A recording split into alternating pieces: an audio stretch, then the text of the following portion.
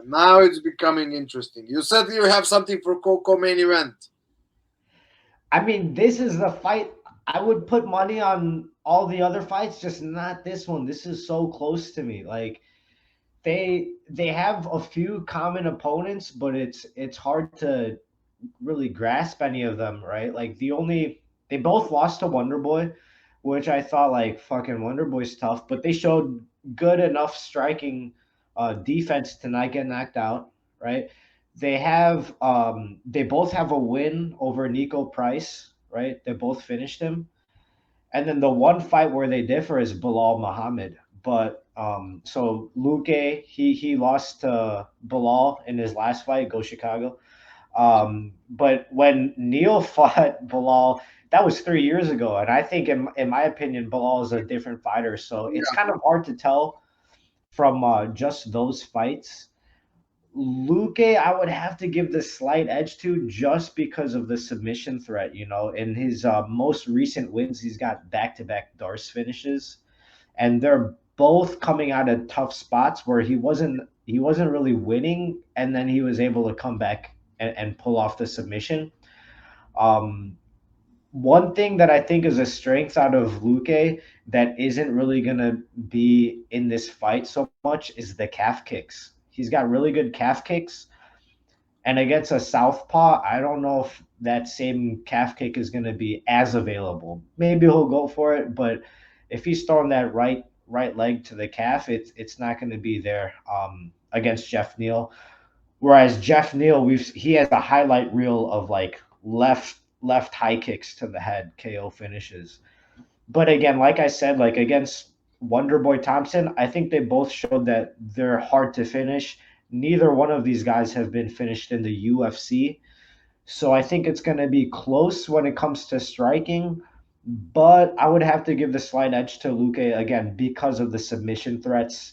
If it goes down there, when it's this close in a fight, I think you go for the guy who has more ways to win, and that's Luque. How about yeah, you? I agree with you. I don't know. For me, like he's like a dark horse in that category. Like it can really easy happen to him. What happened to Charles Oliveira in 155? Um, like Charles was also flying under the radar for such a long time. And he had I don't know how many fights. I cannot go now to statistic. Same like Luque. He has 18 Mhm. fights in UFC. 14 and 4 is his score. He lost only like I think from the top guys. Stephen Thompson, like you said, Belal won, and that last one, it wasn't Oh, his best performance. Like yeah. his stand up is amazing. Like the chokes, anacondas, and Darcy's, like I think maybe the best in UFC. Like what I saw, like uh, just talk about like he got a finish against like for me one of the favorite guys considering the grappling Chiesa, Yep. so Chiesa, pardon me. So I think that's gonna, and especially I think against the guy like Jeff Neal, like, and especially if you said if he managed to slow him down and chop that leg, it's gonna be even easier for him. Mhm. So we're gonna see, but I'm really like I like Jeff, like his athleticism, his like his left hand, like Yeah. so it's really tough, but like I would go like and let me see. I think sorry, yeah, but like he's too big favorite, like you said, I one night. thought I thought the odds honestly were going to be a lot closer. Like for Yeah, me, me too. this is Yeah, a pick 'em fight. It's going to be very close.